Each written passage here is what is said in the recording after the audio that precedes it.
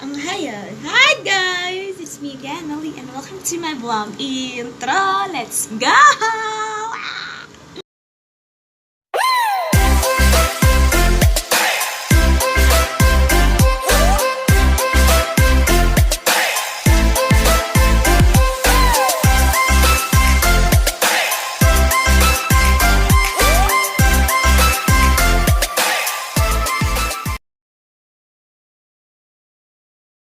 For today's video, it's a special day, and that special day is my mother's birthday. So, yun na nga guys, it's my mother's 52nd birthday. Oh yeah. So, ngayon, ipapagluluto ko si mama ng carbonara kasi hila pa akong allowance na ibibigay kong gift kay mama. So, timbo na lang pohon. If nanan ko yung allowance, then I'll give my mother and I'll give my mama a gift. At secret na yon. I-vlog ko maybe sa susunod pag ting-release na yung allowance namin. So, medyo hindi ako makapagsalita ng maayos dahil sa aking singaw. Yes, sinisingaw po ko at 3 singaw. Ewan ko. Naliligo naman ako 3 beses. I mean, sa isang araw, naliligo talaga ako 3 beses kasi ang init-init ng panahon. So, yun na nga guys. So, yun. Bababa na tayo para ipagluto ko si mama ng carbonara! Let's go! Nakalimutan ko sabihin sa inyo na before tayo bababa, ito yung OOTD na gagamitin ko kay baby later sa birthday celebration ng mama ko. Kung nagtataka kayo, bakit nung isang araw, birthday ng baby ko, tsaka ganun, kasi yun. Pinanganak ko kasi yung anak ko September 5, tapos pinanganak yung mama ko September 9. Bakit ba, Char? So, yun, sobrang saya ng araw to dahil sunod yung birthday. Hindi lang sa mama ko, kundi din sa asawa ko. May birthday din na magaganap sa asawa ko soon. This September din. So, ito, ipapakita ko na sa inyo yung OOTD na gagamitin ko para sa birthday ng mama ko. Which is, ito yung OOTD na gagamitin ni baby. Kung sa akin, hindi na okay na ako. Kasi, it's my mama's birthday. So, siya dapat yung special talaga. So, ito, ipapakita ko sa inyo yung OOTD ni baby. Ito guys! Ito yung OOTD na gagamitin ko kay baby. Isang cute na short na jumper. Damit niya na color black na si Smiley. Ewan, nakalimutan yung character nito. At saka yung dito sandal niya, isa to sa gift na binigay ng daddy ninong niya nung birthday niya. So, yes. Ang cute. So, yan. Ito lang. So, ito, nakahanger lahat yung mga damit na pang occasion. Lahat ito mga gown niya. So, yun lang. So, let's go. Pababa na tayo. Guys, nakakadiri sa aming tindahan ang mini kitchen.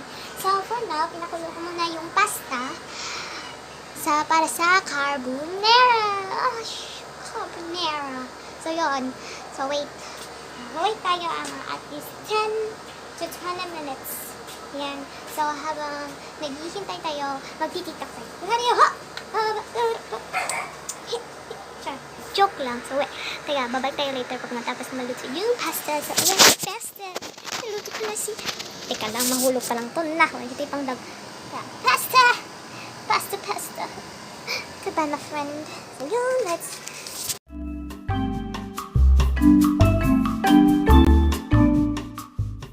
Guys, natapos ko na naluto yung pasta. So, ito yung mga ingredients na ginagamit ko for carbonara. Ito. Carbonara pasta sauce, all-purpose cream, minced onion and garlic, ang cheese natin, at saka, ano ba nga to? Century tuna flakes and oil. Ito yung marjoram ba yan tawag na yan? Basta yun. At saka, meron din tayong black pepper na pinagpiso. Ewan ko kung piso pa ba din basta ngayon yung ganitong black pepper. So, and also, huwag kalimutan ang oil. So, let's start cooking na. Andun yung pasta.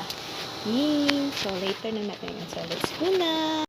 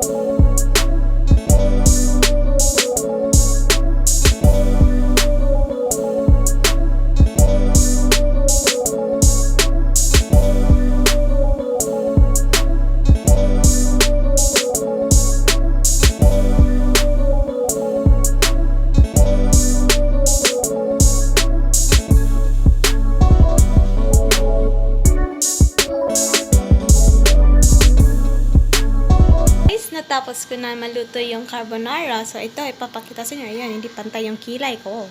So, ayun, ipapakita ko sa inyo yung concept ng birthday ni Mama at saka yung carbonara na tapos ko.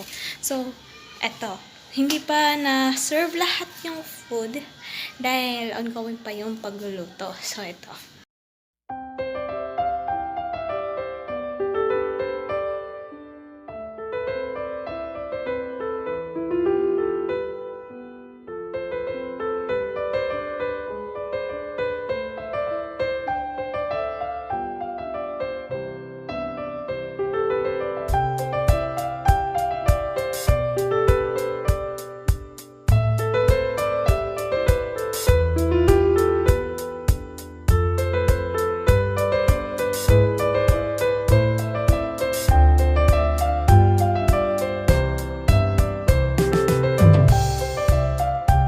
So guys, ayun yung partial look na nakikita nyo sa video.